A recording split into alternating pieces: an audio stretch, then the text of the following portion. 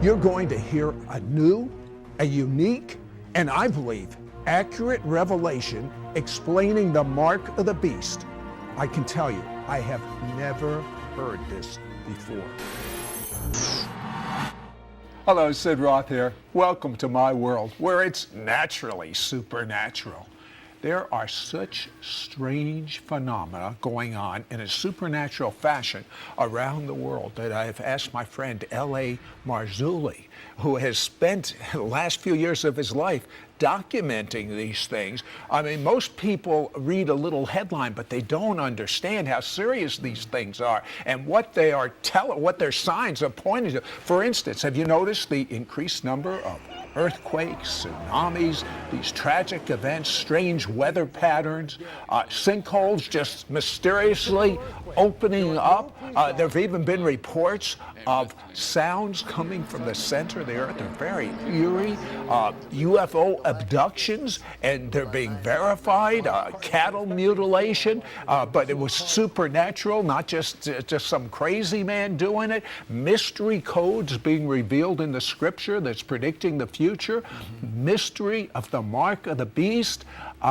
L.A., I can see how God handpicked you to do this investigation, because you see, L.A. was raised Catholic and he was just disillusioned, and he had never seen the supernatural. So what happens? The first supernatural he sees, he thinks it's good, but it's not. It's demonic. He gets involved in the New Age, and he goes through a whole maze in that, and he gets pretty high up with a Maharaji, and he's in an ashram, and he's part of this Maharaji's orchestra, does a 10-city tour, and then the highlight, they come to the Houston Astrodome.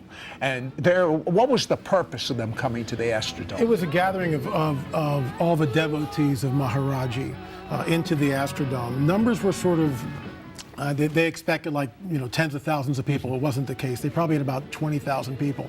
But the purpose was, it was called Millennium. And we were told that this was going to be a life-changing event.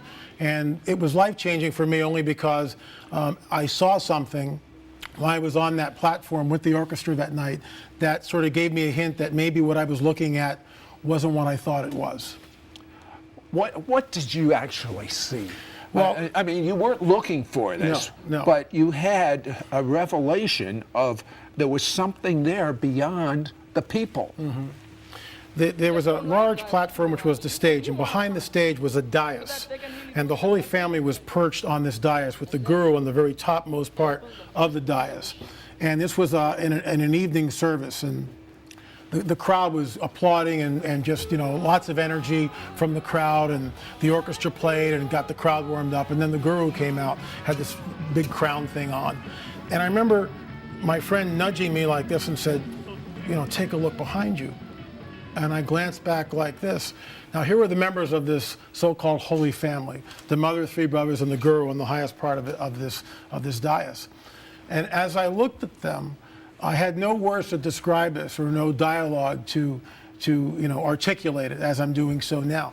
But they did not look entirely human. And what I mean by that, they were human, but there was a power that was emanating, coming through them. And I didn't ascertain, or couldn't ascertain at the time, whether the power was benevolent or malevolent. I just saw power, and it was overwhelming. Okay, so he left that organization. He decided, enough with this craziness. I'm going to go into business. Things didn't work out too well. He gets a hold of a book. Tell me briefly about that book. Well, it was sort of at the nadir of my journey and a spiritual walk, looking for something. And I was 30 years old, and I was reading a book by David Hunt called The Cult Explosion. And as I was reading that book, I was going, Silver Mind Control, been there, looked into that, all sorts of gurus, and just went like a checklist going through each of those things. And at the back of the book, there's this little prayer. I'm alone in my room. There's nobody on television, exhorting me to accept Yeshua as Lord and Savior. None of that. And I just read this little prayer, and this was it. I just said, look, I don't know whether you're real or not, but if you are, come into my life. And I braced myself like this and kind of waited, looked around. Nothing happened, of course. I had that same experience, and here's what I thought. Well, I guess it didn't work. It didn't work. Maybe it works for Kinda someone what I'm else. It saying. didn't work for me. But Right. what happened? Well, about a month later, I awakened from an extremely troubling dream. It shook me. The dream shook me to my core, and I woke up just bawling. And that was the beginning of sort of the taking me out of the kingdom of darkness, or that all the occult stuff I had been in, and moving me away from that into another dimension or another paradigm, as it were. And you know, even though I thought and LA thought God didn't hear that prayer because we didn't feel anything, we didn't see anything, we didn't sense anything, God heard the prayer. And the same thing happened in my life. Literally, the Spirit of God flooded my room. And I have never, I don't understand a backslider. But what I believe, LA, is that people that were involved in the dark side that then have a tremendous transforming experience, perhaps like Saul of Tarsus, who became Paul the Apostle, we have like a supernatural sense for the demonic, knowing whether something's demonic or something is of God. Are you finding this true in your life? Absolutely. I mean, everything that I work on, and all my research and investigative reporting, it all comes down to looking at what is happening. Let's say, for instance, there was something manifested. What I mean by manifested, appeared in Cairo about 2 years ago over a Coptic church. And what it was these light figures. The mayor was so overwhelmed by this thing that he made sure all the power to this town was completely cut out. But guess what? Even though there was no electric power, these entities, these light entities, appeared over this Coptic church and did so for about 2 weeks. Thousands of people thronged to this area to look at the phenomena that was going on. But see, no one tested the spirits. No one, well, what is this thing? Everyone just assumed it was a benevolent apparition. Not so fast. You know, when we come back, I want LA to talk about these people that are being abducted by so-called flying saucers, and what does he think this power is? But the thing that is so amazing is they're putting implants in people, and he has actually talked to the doctor that has removed these implants, and he has amazing information. Don't go away. Hello, Sid Roth here with L.A. Marzulli. And L.A., I am so intrigued with these people that are being interviewed that say they've been abducted. Tell me about this doctor you spoke to, Dr. Lear, who started out as a skeptic of this whole phenomena. He's a surgeon. Yes. Tell me about him. Well, Lear was asked by a friend to go in and look at this patient who claimed to have some sort of a implant or whatever, something under his skin. And first Lear just figured it was probably a wire or maybe a BB from childhood accident or something. But when he found out that the person was claiming to have been abducted by so-called aliens, he did an about face and walked out of the room. Didn't want anything to do with this stuff. And in some ways, who could blame him? So he goes in reluctantly. He's sort of persuaded to come back and at least just look at the thing. Looks at the x-rays. Yes, there seems to be something there. So he decides to operate. He goes in. And to his absolute astonishment, what he discovers is a very small metallic implant.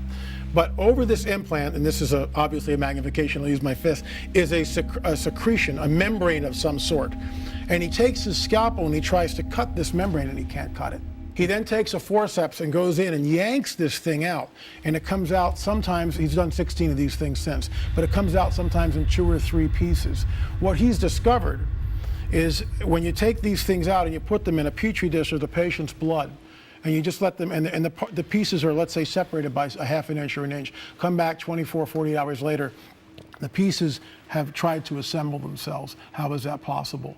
These implants are giving out a clock speed of a frequency, which we believe is a sawtooth, which means it's a computer wave. It's a clock speed at 300 gigahertz, which is 100 times faster than the fastest computer we have on the planet. Inside these things are carbon nanotubes not found in nature. And other compartments, we have no idea what they're doing. But I asked Lear, I said, in your professional opinion, what do you think this implant is? And in sort of a gruff, and I'll do my best imitation, he goes, well, it's changing the person's DNA. But that's what he believes. And that Did you hear that? it's literally going to change a person's DNA. This sounds way beyond robots and way beyond any science fiction things I've ever seen. What is the source, in your opinion? Are there really flying saucers? Well, there's two paradigms a person can embrace. One is the extraterrestrial hypothesis, that these are entities from the Pleiadian star system or Zeta Reticuli, or pick your poison, and they're coming here. They are our overlords. I call it the coming great deception, that they've decided to that they created all life on this planet. They genetically manipulated early man. They started our civilizations. Now they're back at this critical juncture in human history to usher mankind into a time of peace, prosperity, and the knowledge. science fiction people go that way. Right. The New Ages go that way. All right. What's your I believe that they're interdimensional beings. They are highly malevolent. They are pernicious. They are evil. They have an agenda. It goes back to what we read in the book of Genesis 6. The sons of God, the Benai Elohim, the fallen angels, saw the daughters of men. It chose for them wives, and the hybrid was a Nephilim. Isn't it interesting that Yeshua says, as in the days of Noah, so it will be when the Son of Man returns? Why is he signaling the days of Noah to us? Why is he pointing to the days of Noah? Because something happened there that is unlike any other time in all of history, and that is the presence of the fallen angels openly presenting themselves on the earth, and I think we're moving into that time. You've investigated, so I don't think there's ever been a time in planet Earth. There's been so many different supernatural phenomena, and most people have not seen the evil or the good, the God or the demonic. So they're setting themselves up for a big fall. L.A., another thing that intrigues me immensely is the discoveries of Torah codes. Explain briefly what that is. Well, briefly, this is Torah Code 101. If you were to take the book of Genesis written in Hebrew and you were to do an equidistant letter sequence, and you can do this by hand, and you go every 50 letters, it will spell Torah. It's amazing. Yeah, it is. I interviewed a man that did Bible codes, and I said, show me, look my name up. And I was shocked. Do you know they not only found my name, the name of it supernatural, but they found the name of my wife, her middle name. She has a unique middle name. I've never even heard of anyone beyond her mother that had that name. It's thoroughly. I mean, that was in the Bible codes. I am not a skeptic of these things. They recently found President Obama in the Bible codes. What did they find? They did. If you go to Ezekiel 38, chapter Ezekiel 38? Ezekiel 38, Have you read the headlines lately? Iran and everything. Absolutely. Definitely. And I'd love to talk about that. But and you can do this without a computer. So you don't need a computer to do this. You can just go to Ezekiel 38. If you can read the Hebrew, it spells Obama. In that passage of all the things that seem to be happening right now, President Obama's name was there? Tell me that Well, again. that's incredibly bizarre. He's the president right now, obviously, and we see in front of us these nations. Remember, this prophecy has lain dormant, collecting dust for 2,600 years. And all of a sudden, in the age that we are in, we see Israel regathered back from the four corners of the earth, reestablished in its ancient homeland. They are truly a nation living without walls or gates, any of that stuff, and they're basically dwelling in safety. You know what's so amazing is these Bible codes even have predicted the future, and they've come true. Friends, well, I'll tell you what, when we come back, we'll talk about it. Don't go away. Sid Roth here with L.A. Marzulli. And L.A., we're talking about the Bible codes, which are fascinating. But what if you took another large book, like, say, War and Peace, and looked for predictions in that using the Bible code? What would you find? It doesn't work. Plain and simple. It just doesn't work. It's not even remotely the same. But there are things of predicting the future. For instance, the Prime Minister of Israel, Rabin. Tell me about that. Well, there was a Bible code that was done with Yitzhak Rabin's name, and in a very, very tight grouping of letters. Yitzhak Rabin, assassin will assassinate. This was done a priori before the event. That's very pretty specific. Intense. Absolutely. But it even gets wilder than that. Someone found it and went to the Israeli authorities, but obviously they didn't pay any attention. What about the Bible predicts there'll be strange signs in the skies. Tell me a few. Well, certainly we're looking at objects around the sun that NASA seems to redact. Those images from the SOHO twin satellites, redact meaning they brushed them out several hours after researchers Why? will look at them. Good question. I don't know the answer to that. Tell me about the moon. We looked at films from YouTubers all over the planet who were looking up at the moon, filming the moon and going, hey, I'm not an astronomer or anything, but I'm looking at this body and it's not where it should be. It looks different. It looks weird. Well, if one person says that, you kind of dismiss it. But from all over the globe, people reporting the same phenomena. So we did some research on it, my partner and I, Richard Shaw. And what we discovered was a paper by an Italian scientist by the name of Lorenzo Iorio. And he wrote a paper called The Eccentricity of a Lunar Surface. He thinks that there's a large body coming into the solar system, which is perhaps making the moon act in an erratic way. Well, there was actually a Torah code about the moon in a particular year. Explain that. Well, the Torah code, which is really interesting, because when this was all happening, my partner Richard Shaw sent it to the rabbis, and so they did a Torah code, and it said, moon will be observed in the date, basically 2011. And anomalies in the lunar surface will be observed in 2011. So the Torah code sort of corroborated what we had been investigating, which I found absolutely fascinating. He has an understanding of the mark of the beast I have never heard before, and it rings true. I think it's historic what you're going to share. Will you do that right now? I'd love to. Thank you for allowing me to do this. We see in Matthew 24, Yeshua states something, as in the days of Noah, so it will be when the Son of Man returns. Alluded to that before. What differentiates those days are the presence of the fallen angels. But there's also some other dynamics in that passage which we overlook. One of them in particular is the length of lifespan, 5, 6, 7, 900 years old people lived. And I believe that's literal. They lived to 900 years or older, okay? Hold that thought, then jump over to the book of Revelation. It says, and we all get this one, that anyone who takes this mark will not be able to buy, sell, or trade. That's an easy one, right? But then we find out that anyone who takes this mark, whatever this thing is, grievous sores will appear over the body. Then we find out in the book of Revelation also, anyone who takes the mark is immediately thrown into the lake of fire. There's no grace, there's no mercy. It's just, you've got the mark, bam, you're in a lake of fire. Not my words. Those are the words of Yeshua, and those are in the book of Revelation. A little further on, we read something which is not necessarily tied into the mark of the beast, but here's the deal. It says that in those days, the days of the mark, men and women will seek death and not find it. How can that possibly be? I've held the chip from Dr. Lear in my hand. I've asked him point blank, what is this thing doing? It's changing a DNA. This thing, and this is how they're going to do it. This is the chip that people that go into flying saucers have the surgery. These are the prototypes. By the way, did this doctor find that these people were loonies? No, not at all. All these people that have been abducted, most of them, I would say well over 90%, do not want any notoriety. In fact, they seek anonymity. They're not interested in any type of publicity. They just want the thing out. Why doesn't the U.S. reveal all the information they have on flying saucers? Other nations have done it. Well, the other nations have done it. Greece,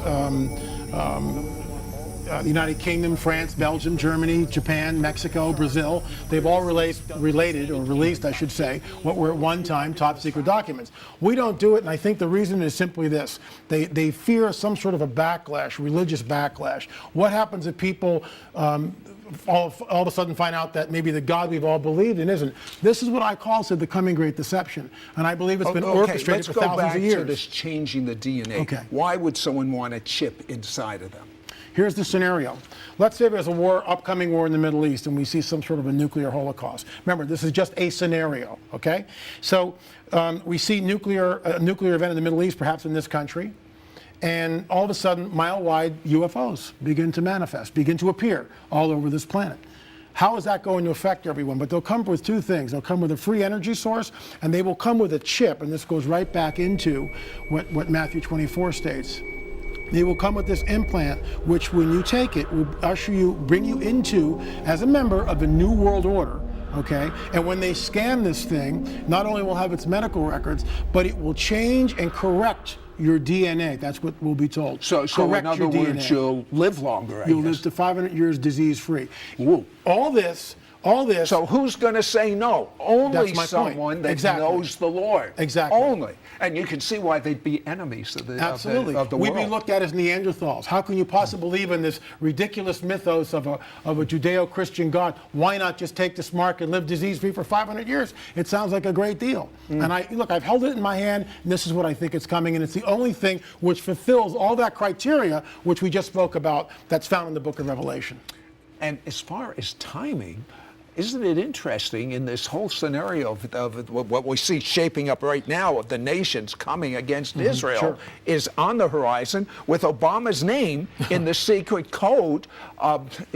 It shows you how soon it'll be that the Messiah is going to return. Tell me about the rapture vision you had, real brief, because there is a blessed hope. I didn't seek this. I didn't in any way. I was getting ready to go in the shower, so unlike our last guest, I didn't fast or pray or any of that stuff. I was just getting ready to go into the shower. I was not in the body or out of the body. I can't tell you, just like Paul says. All I know, I was snatched up. I found myself in the heavenly scene.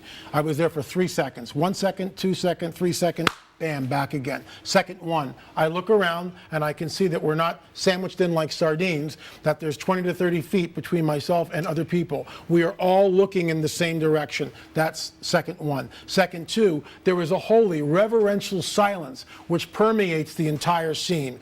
You can hear a pin drop. No one's asking, gee, where are we? There's none of that. Everyone knows exactly what's happened. It's a holy, I can't even describe it. The best words I can, holy, reverential silence. The stillness is unbelievable. Second three, I realized to my utter amazement that my sin nature, and what I mean by that is all the little nasty stuff that we do that crops up even though we don't want it to. It just crops up and sort of eats at us. Our anger, our bitterness, whatever it is. All that was gone. And I was liberated. That's in 3 seconds, and then bam, I was back and I wept. Well, let me tell you something. This has never happened to me before, but a few days before this interview, I woke up from a dream, and this is what I was saying in the dream. Jesus is coming soon. Jesus, I said it 3 times. Jesus is coming soon. I say to you, Jesus is coming soon. Are you ready?